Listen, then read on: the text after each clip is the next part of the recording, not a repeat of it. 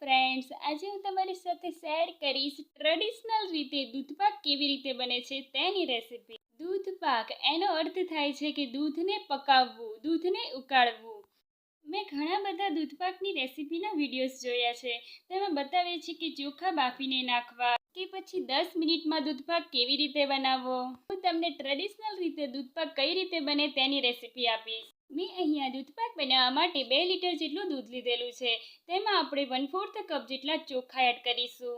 મેં અહીંયા ચોખાને પણ પલાળ્યા નથી, ડાયરેક્ટ ધોઈને એડ કરી દીધેલા છે.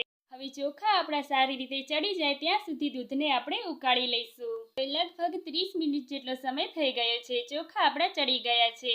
હવે તેમાં 1 કપ જેટલી ખાંડ એડ કરી દઈશું. હવે ખાંડને આપણે દૂધમાં સારી રીતે મિક્સ કરી લઈશું. ગેસની ફ્લેમ આપણે લો ટુ મીડિયમ જ રાખવાની છે. ખાંડ એડ કર્યા પછી પણ આપણે દૂધને 10 મિનિટ સુધી ઉકાળવાનું છે, જેથી ખાંડ આપણી સારી રીતે દૂધમાં ભળી જાય. હવે લાસ્ટમાં આપણે કાજુ અને બદામ એડ કરી દઈશું. ફ્લેવર માટે થોડો એલાયચીનો પાવડર એડ કરી દઈશું. હવે બધી જ વસ્તુને મિક્સ કરી લઈશું. તો તૈયાર છે આપણો એકદમ ટેસ્ટી ગુજરાતી સ્ટાઇલ ટ્રેડિશનલ રીતે દૂધપાક. મારી રેસિપી જરૂરથી ટ્રાય કરજો અને કમેન્ટ બોક્સમાં જણાવજો કે તમે કઈ રીતે દૂધપાક બનાવો છો.